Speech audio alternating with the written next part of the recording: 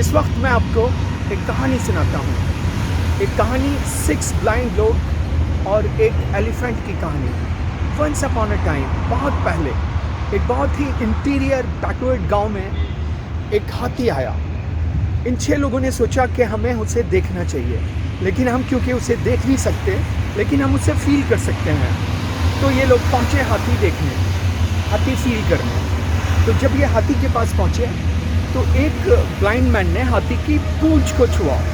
उसने कहा कि हाथी रस्सी की तरह है। दूसरे ब्लाइंड मैन ने हाथी के पैर को छुआ और उसने कहा हाथी प्लर की तरह है। तीसरे ब्लाइंड मैन ने हाथी के पेट को छुआ। उसने कहा कि हाथी एक बड़ी दीवार की तरह है। और एक चौथे ब्लाइंड मैन ने हाथी के दांत को छुआ। उसने कहा कि हाथी एक भाले की तरह है। एक पांचवें ब्लाइंड मैन ने हाथी की सूंड को छुआ। उसने कहा कि हाथी सांप की तरह है। एक छठे ब्लाइंड मैन ने हाथी के कानों को छुआ। उसने कहा कि हाथी एक बड़े हाथ के पंखे की तरह है। ये लोग हाथी को इन्होंने फील किया, लेकिन इन्होंने हाथी को वैसा ही समझा जहाँ से उन्होंने टच किया, और ये आपस में लड़ने लगे। किसी ने कहा सांप की तरह, किसी ने कहा भाले की नोक की तरह, यहाँ तक कि उनमें आपस में काफ़ी झगड़ा हुआ। वहाँ से एक वाइस मैन, एक अक्लमंद आदमी गुजरा।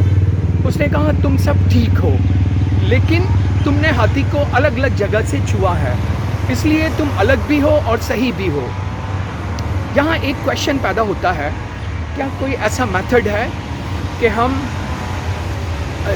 चीज़ को उसकी रियलिटी में जानें?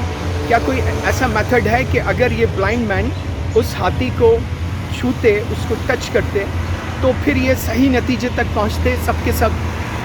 ऐसा एक मेथड है जिसको आप कह सकते हैं, उस मेथड को आप कह सकते हैं वॉक अराउंड टेक्निक।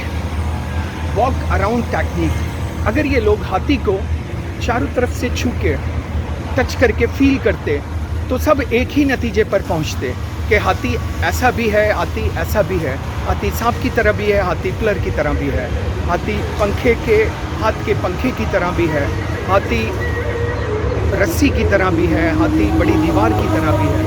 तो अगर अंधा होने के बावजूद ये लोग हाथी को चारों तरफ से घूम के देखते, तो सभी लोग एग्री हो जाते और उनमें झगड़ा नहीं होता। इस वक्त हम एक सवाल का जवाब देने की कोशिश कर रहे हैं कि how to make opinion.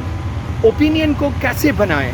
Opinion रखना ज़रूरी है, ज़िंदगी में उसकी अहमियत है, लेकिन ज़रूरी नहीं कि हर चीज़ के बारे में हमारी ओपिनियन हो। ओपिनियन जिन चीज़ों में बनाएं, पूरे तरीके से बनाएं। तो ओपिनियन बनाने, राय बनाने में जो सबसे अच्छा तरीका है वो है walk around technique. How to make opinion, apply walk around technique. इसका क्या मतलब है? इसका मतलब है कि किसी चीज़ के बारे में अगर आपको ओपिनियन बनानी हो, तो सबसे पहले थीसिस देखिए कि उसके प्रो, उसके फेवर या उसके सपोर्ट के आर्गूमेंट क्या हैं।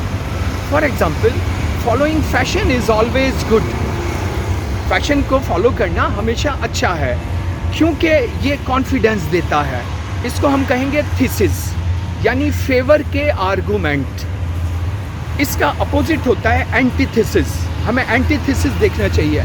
एंटीथेसिस यानी उस चीज़ के अपोजिट जो आर्गूमेंट है, think in opposite. Antithesis, for example, following fashion is always bad, क्योंकि ये टेम्परेरी होता है। वो आर्गूमेंट जो उस चीज़ के मुखालिफ हो, उसको कहते हैं एंटीथेसिस। तो हमें थीसिस देखना चाहिए, एंटीथेसिस देखना चाहिए और सिंथेसिस देखना चाहिए। सिंथेसिस एक neutral perspective, pros, cons and neutral perspective. तो for example, following fashion sometime good, sometime bad. Fashion को फॉलो करना कभी हमें सेंस ऑफ आइडेंटिटी देता है और कभी ये हमारा सेंस ऑफ आइडेंटिटी छीन लेता है। तो याद रखें, ओपिनियन बनाने से पहले हमेशा 3 चीज़ों का ख्याल रखें। थीसिस, ये देखें कि उसके फेवर के आर्गूमेंट क्या हैं। एंटीथेसिस, उसके अपोजिट आर्गूमेंट क्या हैं। सिंथेसिस, न्यूट्रल आर्गूमेंट क्या हैं। Pros, cons, neutral. उसके बाद अपनी ओपिनियन बनाइए, तब ये एक अच्छी ओपिनियन होगी। How to make opinion, apply walk around technique. Check thesis, check antithesis, check synthesis, उसके बाद अपनी ओपिनियन बनाइए।